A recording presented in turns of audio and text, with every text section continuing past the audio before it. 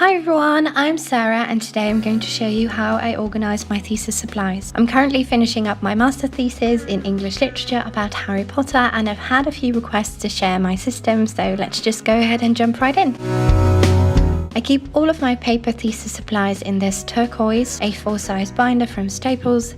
It's called the Better Lever Arch folder and it has a spring lever to open the 2 coils. The lever isn't always very reliable sadly, but I needed a binder and this was the last A4 size one in stock, so that decided it for me really. Inside I keep these subject dividers which come in 5 colours. I labelled the edge of each divider with the name of each section and I used a blue Pilot G2 A7 pen to do so. Behind the first tab, I keep printed copies of academic articles and photocopied pages from books. These are the things I most frequently refer to, especially when I want to fact check something, so I thought it would come in handy to keep them in the front. These are not all the articles and books I'm using. I keep the PDFs and ebooks on my computer in a folder called Master Thesis.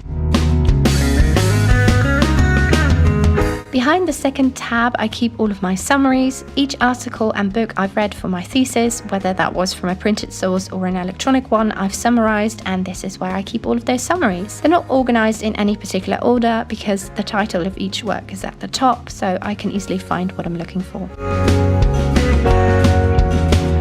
Behind the third tab, I keep all of the official documents related to my thesis, so for example my university's guidelines, my thesis contract and any other official correspondence that I have to keep. I won't be showing you this section because it contains a lot of sensitive information.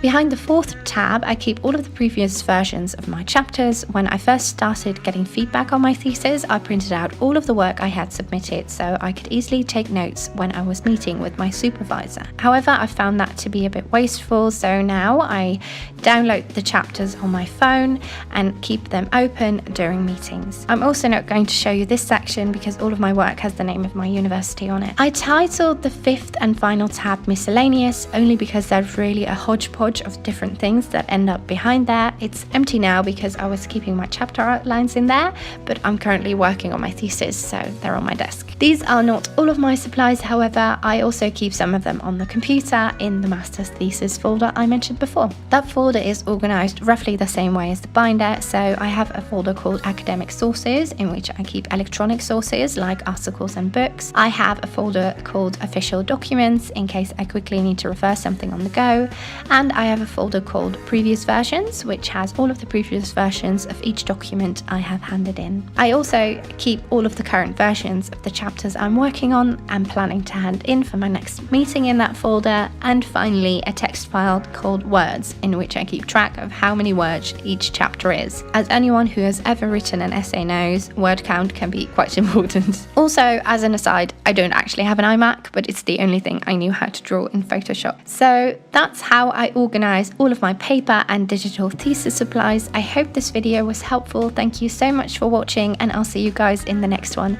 Bye!